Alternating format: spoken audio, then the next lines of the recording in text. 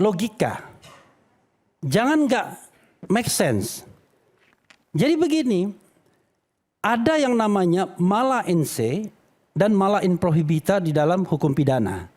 Mala in se itu adalah kejahatan yang dari sononya kejahatan. Walaupun tidak diatur dalam undang-undang suatu negara, dia menjadi sebuah kejahatan. Bahkan bisa menjadi yang namanya sebuah puncak dalam hukum internasional di mana semua negara itu mengaku bahwa itu kejahatan. Seperti misalnya apa? Penganiayaan. Itu di negara manapun di dunia ini penganiayaan itu adalah sebuah kejahatan. Tapi ada mala in prohibita. Mala in prohibita itu dia menjadi sebuah tindak pidana karena diatur atau dilarang dalam undang-undang. Makanya kemudian orang tidak berdebat mengenai mala in se. Kalau Anda menjamret, memperkosa, maling, korupsi dan lain sebagainya, udah tangkap tahan. Gak ada yang namanya negosiasi.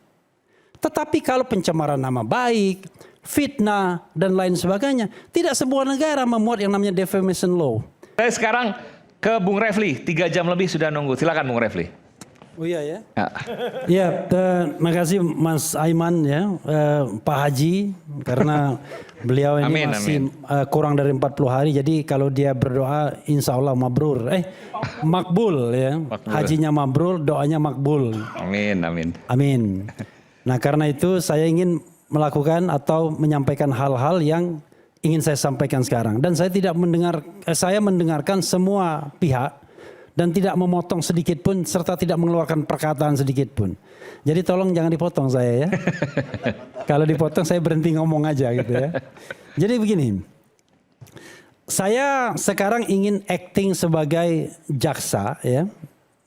Dan kemudian saya kemudian menggugat sebelumnya terhadap ketidaktransparan proses ini. Itu yang menjadi persoalan kenapa kita berdebat P21. Atau belum. Padahal di sini semua tidak ada yang bisa memastikan correctly 100% bahwa sudah P21. Tidak juga kita kemudian mengatakan tidak akan P21. Yang jelas belum ada fakta bahwa secara resmi itu ada P21. Kenapa begitu? Karena kita nggak paham back and forth dari kejaksaan itu seperti apa dengan penyidik Polda Metro Jaya. Karena kalau misalnya pengalaman kami ketika audiensi dan kejaksaan tinggi dan kejaksaan agung, ketika ditanya mereka sebenarnya menggunakan hukum acara yang mana sih? Mereka nggak bisa jawab kok. Walaupun ada pasal 361 huruf A KUHAP, itu mereka tidak bisa menjawab. Apakah mereka menggunakan KUHAP yang lama 881 ataukah menggunakan KUHAP yang baru 2025. Ada statement dari mereka yang mengatakan mereka mix up. Ya gabung-gabung lah katanya. Dengan pernyataan lisan begitu. Nah karena itu menurut saya wajar kalau kita bingung.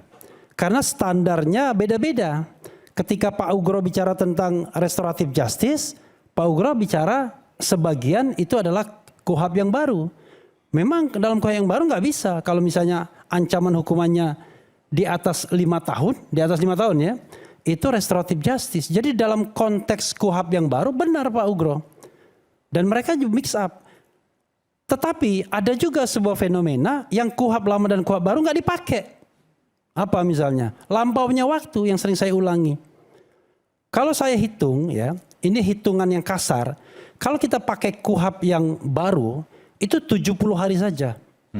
Sejak pertama kali dilimpahkan, kemudian back and forth-nya itu 70 hari. Diatur secara limitatif di dalam KUHAP yang baru. Jadi dilimpahkan, diteliti oleh jaksa, 14 hari balik. Kemudian diteliti lagi dilengkapi oleh penyidik, disampaikan lagi.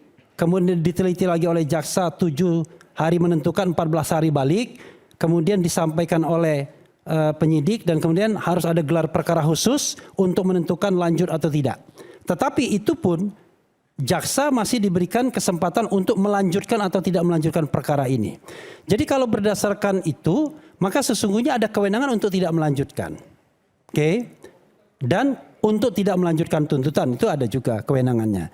Kalau menurut KUHAP yang lama, malah lebih rigid lagi, cuma 28 hari saya hitungnya. Bahkan sebenarnya state 14 hari itu tidak terlihat di pasal 138 ayat 2. Undang-Undang 881. Karena dikatakan 7 hari itu diteliti, kemudian ditentukan apakah lengkap atau tidak. Kemudian setelah dikembalikan, nah kita tidak tahu dikembalikannya itu berapa hari. Pokoknya setelah diterima pengembalian tersebut, dilengkapi dalam jangka waktu, sudah harus dikembalikan dalam jangka waktu 14 hari. Maka saya hitung saja, katakanlah di jaksa bisa 14 hari, kemudian mengembalikannya lagi 14 hari, 28 hari saja. Sekarang kasus ini, sejak pelimpahan pertama 13 Januari, hitung sendiri. Hari ini adalah tanggal 10 Juni 2026. Itu sudah lebih dari 130 hari. Jadi dari sini saja saya membayangkan jaksa memang gamang kalau menurut saya. Saking gamangnya adalah mereka tidak bisa menentukan hukum acara mana yang mereka pakai. Akhirnya mereka terobos semuanya. Ada orang mengatakan, sering saya ulangi ya, mengatakan kan biasa dalam praktek begini. Kalau sesuatu yang sudah diatur di dalam undang-undang itu tidak bisa disimpangi dalam praktek kalau kita beracara yang benar. Karena misalnya waktu di dalam hukum acara itu memang dimaksudkan untuk mengontrol agar ada kepastian hukum.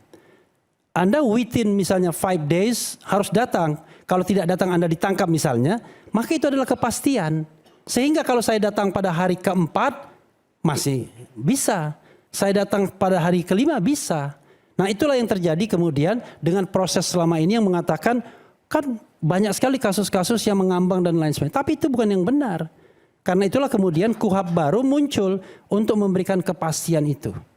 Tetapi sayangnya adalah baik penyidik maupun jaksa penuntut umum tidak transparan. Sebenarnya back and forth mereka itu kapan? Yang kita tahu adalah yang sudah disampaikan ke publik, pertama kali kasus ini dilimpahkan pada tanggal 13 Januari. Itu jelas ada pemberitaannya. Kemudian yang saya tahu langsung dari Aspidum itu dikembalikan, diteliti pada hari ke-7 dan dinyatakan tidak lengkap. Berarti kalau hari ke-7 tanggal 20 Januari, jelas juga. Tetapi yang jelas lagi adalah dikembalikan pada hari ke-13. Jelas juga, berarti kalau hari ke-13 tanggal 26 Januari. Oke? Kalau menggunakan KUHP lama maupun KUHP baru, artinya setelah tanggal 26 Januari itu diberikan waktu 14 hari untuk melimpahkan kembali kepada jaksa penuntut umum. Yang terjadi tidak dilakukan. Mau pakai KUHP lama 14 hari, mau pakai KUHP baru 14 hari juga. Yang dilakukan pelimpahannya kapan? Menurut pengakuan dari Ditreskrimum 17 April. Ketika kami audiensi dengan Kejaksaan Tinggi, itu tanggal 21 April mereka mengatakan belum terima. Artinya sudah lewat 84 hari. Artinya mereka tidak menggunakan baik KUHP lama maupun KUHP baru. Konsekuensinya? Ini hukum acara bro. Kalau secara formal cacat, maka secara material harusnya tidak bisa ditindaklanjuti lagi. Itu konsekuensinya. Kenapa hukum formil itu ada? Karena dia untuk menegakkan hukum material. Kalau misalnya formilnya cacat, materialnya nggak bisa jalan. Itu satu poin. Poin berikutnya adalah, saya paham yang dikatakan bolak-balik oleh Pak Ugro mengenai yang formil juga. Yang kemudian tentu karena tidak menguntungkan pihak sana, selalu dibantah. Ini kesalahan yang paling fatal adalah laporan polisi ini dibuat satu bundel. Kita bicara tentang administrasi apa saja. Administrasi pemerintahan, administrasi perkara dan lain sebagainya. Ini kita bicara administrasi. Dalam KUHP yang baru, ketika ada orang minta restoratif justice, maka salah satu fasenya ketika mau dikeluarkan surat perintah penghentian penyidikan atau SP3, itu harus dicabut LP-nya. Laporannya dicabut. Maka saya bisa paham Pak Ugro mengatakan, kalau LP-nya cuma satu, dan mengatakan laporannya dicabut, maka sesungguhnya gugur semua laporan tersebut. Kita tidak bicara tentang nyambut orang. Ya kan? Tapi kita bicara tentang nyambut laporan. No matter apakah Anda minta maaf atau tidak, itu nggak ada urusan. Karena secara administratif sudah dicabut. Dua hal. Kemudian saya ingin mengapresiasi juga Prof. Henry. Pak, saya paham betul Prof. Henry itu. Gini, menegakkan hukum itu pakai logika. Jangan nggak make sense. Jadi begini, ada yang namanya mala in se dan mala in prohibita di dalam hukum pidana. Mala in se itu adalah kejahatan yang dari sononya kejahatan. Walaupun tidak diatur dalam undang-undang suatu negara, dia menjadi sebuah kejahatan. Bahkan bisa menjadi yang namanya sebuah puncak dalam hukum internasional di mana semua negara itu mengaku bahwa itu kejahatan. Seperti misalnya apa? Penganiayaan. Itu di negara manapun di dunia ini penganiayaan itu adalah sebuah kejahatan. Tapi ada mala in prohibita. Mala in prohibita itu dia menjadi sebuah tindak pidana karena diatur atau dilarang dalam undang-undang. Makanya kemudian orang tidak berdebat mengenai mala in se. Kalau Anda menjamret, memperkosa, maling, korupsi dan lain sebagainya, udah tangkap tahan. Gak ada yang namanya negosiasi. Tetapi kalau pencemaran nama baik, fitnah dan lain sebagainya, tidak sebuah negara memuat yang namanya defamation law, yaitu hukum pencemaran nama baik. Di Amerika, saya lihat ada boneka George Walker Bush, no brain, nggak ada otaknya katanya, biasa aja dijual di toko, karena mereka tidak mengenal yang namanya hukum pencemaran nama baik. Tetapi di negara lain seperti kita masih mengadopsinya sebagai sebuah pola untuk lapor dan lain sebagainya. Di negara lain, kalau Anda merasa dicemarkan antar sesama warga negara, Anda lakukan gugatan perdata, jangan menggunakan tangan besi negara. Karena sesungguhnya ketika kita menggunakan hukum pidana sebagai ultimum remedium, maka sesungguhnya kita menggunakan kekuatan negara untuk melakukan pemidanaan terhadap orang lain. Makanya kemudian saya sendiri mendorong, besok-besok kalau kita bertengkar di antara warga negara, nggak usah pakai polisi, nggak usah pakai jaksa, lakukan gugatan secara perdata langsung saja ke pengadilan. Nah, ini yang kemudian akan memberikan pembelajaran kepada kita. Kalau ini kan enak, lapor, udahlah, titip polisi aja untuk ngapa-ngapain terlapor misalnya. Karena itu saya kemudian kembali kepada Prof. Henry. Kalau karena ini mala in prohibita, sesuatu yang dilarang, biasanya mala in prohibita itu nggak banyak ancaman hukumannya, kecuali dalam pemilu yang kadang-kadang terlalu banyak, too excessive. Tetapi biasanya nggak banyak ancaman hukumannya karena dia dianggap pidana karena kesepakatan saja. Sebagai contoh money politics misalnya, itu karena kesepakatan saja. Padahal di masyarakat tidak menganggap money politics itu jahat.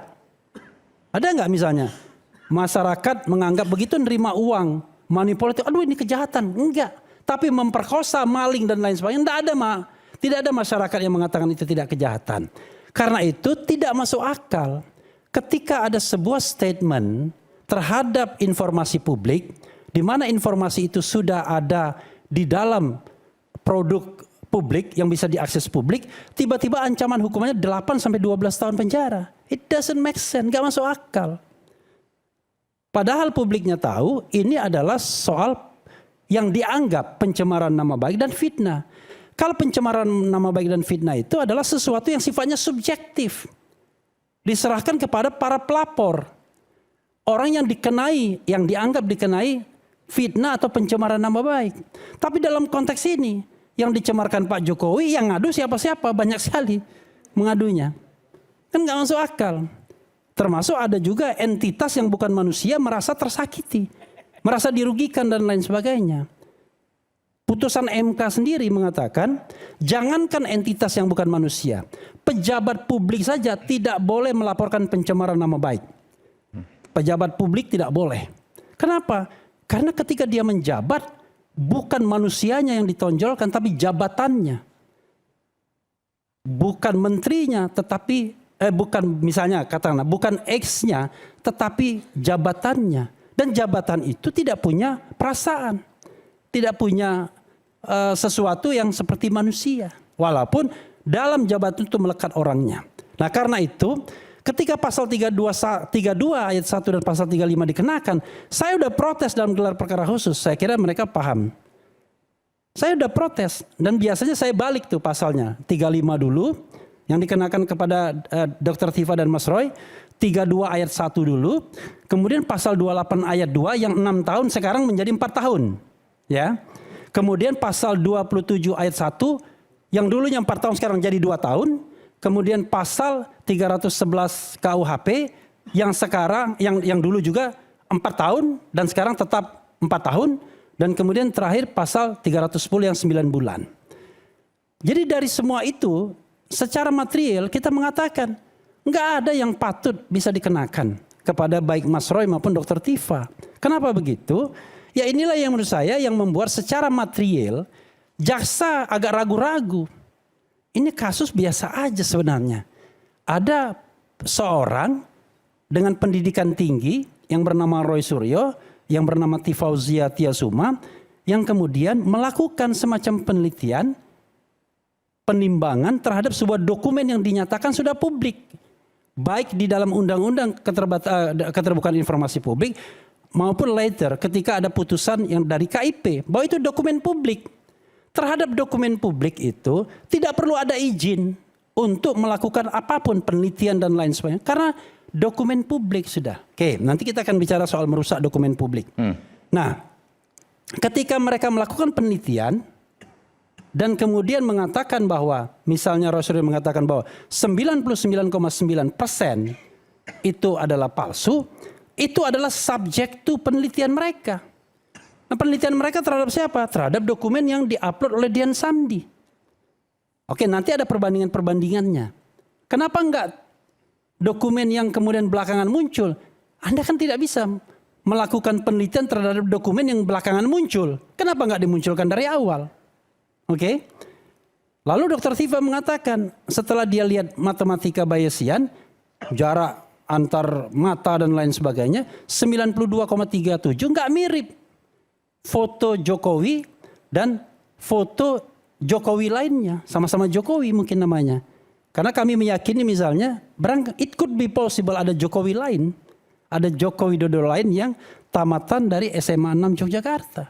Kan ini sesuatu yang kita temukan dalam proses kasus ini. Makanya kadang-kadang saya mengatakan, aduh, kalau kita mau buka semua di pengadilan, apa siap, ya kan, the former president of Indonesia itu untuk dibuka semua di pengadilan. Belum lagi soal yang time frame lainnya, kapan tamatnya, kapan berkeluarganya dan lain sebagainya juga sudah ditemukan. Lalu misalnya dikaitkan juga dengan legalisasi ijazahnya yang berbeda-beda atau pejabatnya yang kemudian tidak jelas, periodisasi jabatan dan lain sebagainya. Makanya kemudian kita bilang, ya udahlah kasus ini dihentikan. Tetapi kebenaran harus tetap ditegakkan. Kenapa saya bilang kebenaran harus tetap ditegakkan?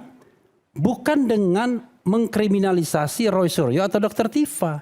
Karena saya sebagai defender of democracy, saya akan membela kebebasan menyatakan pendapat baik secara lisan dan tulisan. Ini akan menjadi presiden buruk bagi kita. Sebagai contoh, saya kasih contoh ya. Misalnya, Pradi Bersatu melaporkan yang namanya pendapat di Indonesia Lawyers Club. Itu kan yang menjadi dasar pelaporan mereka. Coba bayangkan. Pertama, ketika digunakan Undang-Undang nomor pasal 28 ayat 2, itu bukan produk ITE kalau berdasarkan Prof. Henry tadi. Karena itu televisi.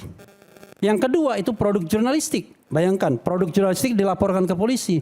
Kalau enggak nanti tolong bertanggung jawab terhadap pernyataan kita semua ini. Ada pernyataan yang kita meleset sedikit dan tidak suka orang laporkan polisi. Ngapain kita kemudian punya demokrasi dan konstitusi kalau begitu? Jadi yang kita bela adalah the great idea of democracy. Bukan yang ecek-ecek yang begini. Jadi kalau saya bela tentang kebebasan berpendapat baik secara lisan dan tulisan, itu sudah perdebatan Hatta, Supomo, Soekarno zaman tahun 1945 dulu.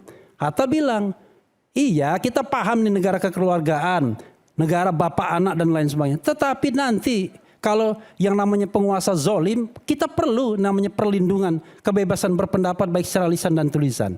Walaupun bahasanya pada waktu itu dilindungi undang-undang, tapi melalui perubahan konstitusi kemudian jadilah yang namanya hak asasi manusia. Kalau kita bicara tentang teori hukum yang jenjang peradilan, jenjang hukum tertinggi, yang namanya konstitusi the supreme law of the land, yang paling tinggi. Kita baru bicara KUHP, bicara tentang pasal-pasal KUHP. Tetapi kita tidak bicara tentang bagaimana Oke. constitutional right tersebut. Jadi kalau saya misalnya hari ini mengatakan jaksa agak bingung, memang harus bingung dia. Pertama secara formil itu sudah cacat, baik dengan indikator KUHP lama maupun KUHP baru. Secara material, pasal-pasal yang dikenakan itu it doesn't make sense. Terakhir ya, termasuk pasal pencemaran nama baik sekalipun. Karena ada exception-nya. Exception-nya adalah kalau untuk kepentingan publik maka tidak bisa dipidanakan. Lalu bagaimana pasal fitnah? Coba buktikan dulu fitnahnya. Buktikan dulu ijazahnya asli atau palsu. Ketika ada CLS citizen lawsuit di Solo misalnya, ada kesempatan untuk membuktikan asli palsu, nggak mau datang. Ada kemudian di Bareskrim sama polisi malah dihentikan Tapi proses saya mau tanya pada penyelidikannya. Anda juga sama seperti yang lain bahwa Anda tidak yakin bahwa ini akan sampai P21. Saya orang hukum, saya nggak bicara yakin dan tidak yakin. Saya bicara fakta hari ini belum ada P21 secara Belum ada formil. P21. Iya. Tapi bahwa akan ada. Tetapi kalau saya misalnya pakai ukuran formil dan material seperti yang saya katakan tadi, tidak seharusnya P21. Oke, baik. Oke, makasih. Wassalamualaikum warahmatullahi wabarakatuh. Oke, baik. Ada tanggapan sedikit soal ini? Nggak ada, kalau nggak ada kita kembali sesaat lagi untuk closing statement. Kita kembali saat lagi.